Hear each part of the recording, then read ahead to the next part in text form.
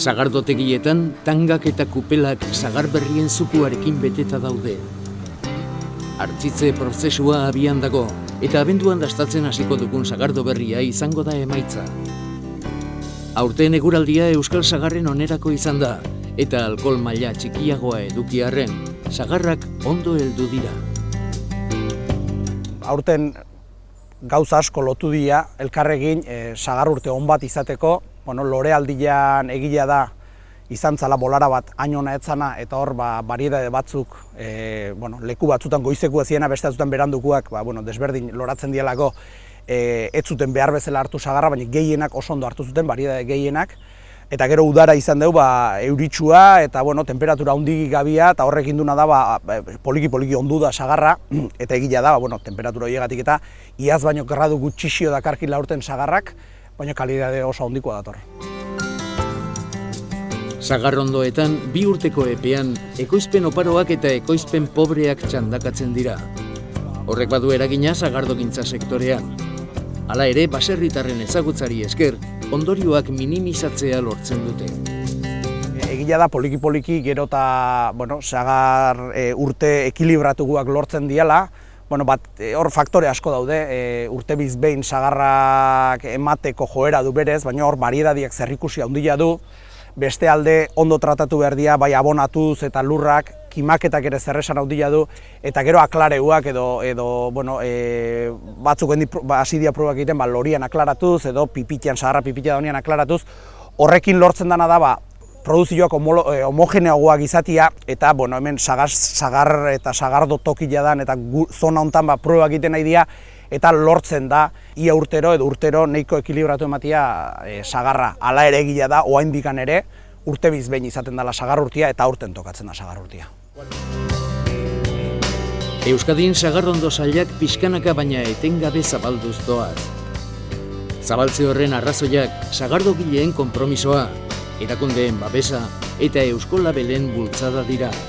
Araudiak dio, euskal sagarrekin ekoitzi behar dela sagardo guztia.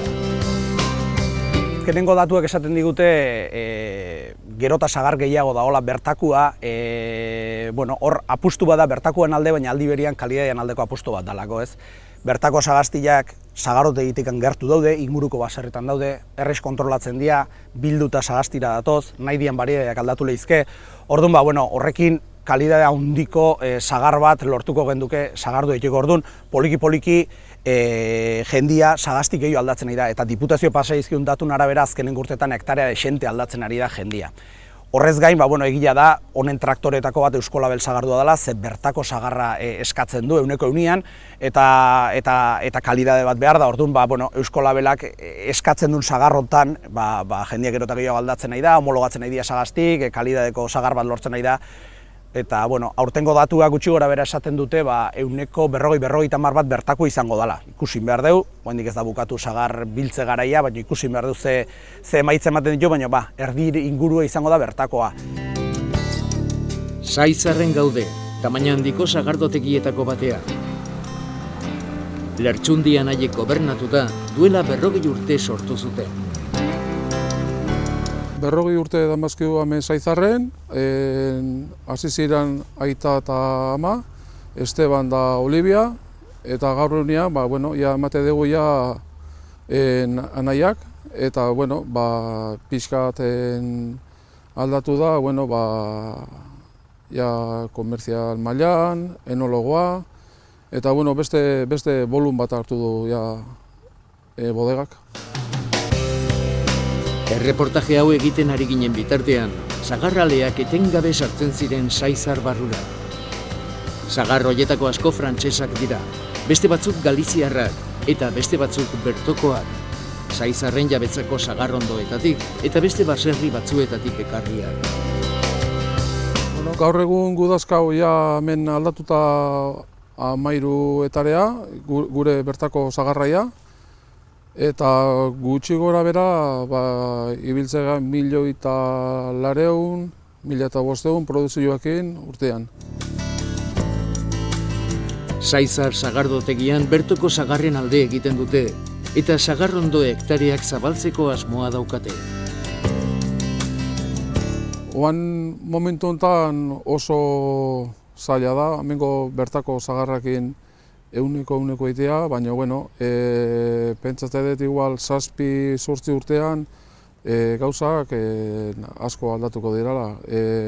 Guk Saizar bezala aldatzen egea plantazio berrik, eta guk apustu ingo dugu bertako sagarra aurretatzeko. Saizarren jo eta ke ari dira lanean, eta sagarrak aukeratu ondoren birringailura eramaten dituzte. Sagarren eta sagardogintzaren mundua primeran ezagutu arren, Saizarren aspaldian erabaki zuten enologo baten laguntza izatea. Fernandok prozesu osoa ikuskatzen du, lursailetik hasita upatekiraino. Saizarren pilatutako esperientziari esker, gure sagardoak asko hobetu direla egiaztatzeko moduan dago. Dena aldatu da, dena. Gauza askori buruz hitz egiten da. Barietatei buruz, jatorriei buruz, hautapenari buruz, kalitateari buruz. Baina duela urte batzuk, zaila zen gauza hoiei buruz hitz egitea. Gaur egun enologei buruz ere hitz egiten da. Garai batean enologoi harrera txarra egiten zitzaien sagardotegietan. Gaur egun berriz notario antzekoak gara. Prozesuak ikusten ditugu, eta lagundu egin behar bada lagundu egiten dugu. Baina prozesuaren behatzaileak baino ez gara. Egia esan, sagardoaren prestaketan ez dago hainbeste esku hartze. Nire ustez dena aldatu da, eta batez ere sagardo kontsumitzailea aldatu da. Kalitate handiagoko sagardoa nahi du. Asko ikasi du eta hori ona da. Birringailutik lortutako zukuak tangen barrura erortzen dira, eta laster irakite prozesua hasiko da.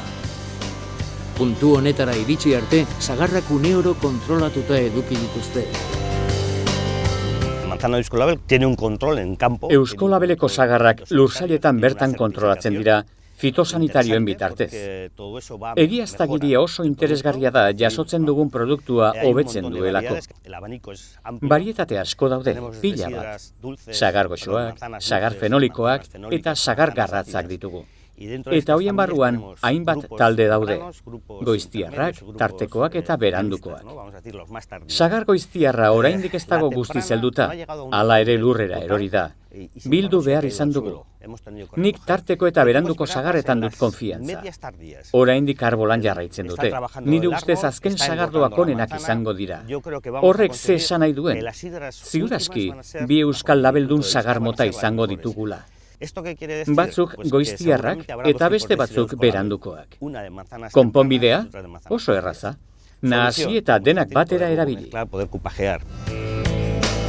Fernandok hemendik aurrerako prozesua zein izango den azaldu digu, sagardo berriaz gozatzeko aukera izan arte. Horrez gain, aurtengo sagardoari buruzko balorazioa ere egin digu. Nire ikuspuntutik sagarrak hiruzpalau alditan biltzea da garrantzitsuena. Hau da, arbolara joan eta dena kolpez ustea ez da ona, hori ez da egin behar. Arbolari pisua pixkanaka kendu behar zaio. Hala eginez gero, gainerako sagarrak hobeto helduko dira. Gure aitonamonek horrela egiten zuten. Haiek oso garbi zeukaten eta 3 txandatan jasotzen zituzten sagarrak. Eta 4 txandatan bazen hobe. Sagarrak nahas daitezke, muztioak ere nahas daitezke, eta prestatutako sagardoak ere nahas daitezke. Abendu edo urtarril aldean hasiko gara sagardoa probatzen. Goiztiarra eta berandukoak otsail martxorako etorriko dira. Fruta gustuko sagardoa izango dela pentsatzen jarraitzen dut. Gorputzaldetik ez da oso trinkoa izango, baina oso erraz edango da. Fruta zaporedun sagardoak izango dira, eta hori garrantzitsua da, jendeak orain hori nahi duelako. Euskal Herriko sagardotegiek bertoko sagarren alde egin dute. Hori sagarren kalitatearen onerako izan da. Bestalde baserritarrentzat ere ona da, euren ekoizpenentzat irtenbide bat bilatzeko aukera izan dutelako. Dena den bertoko sagarrak bultzatzeko azken hitza daukatenak gu geu gara, kontsumitzaileok. Bertoko sagarrekin soilik eginiko sagardoak aukeratzea besterik ez dugu egin behar. Ohiturak eta elikagai ekoizpenak atxikimendu eta harrotasun horietan sostengaturik daude.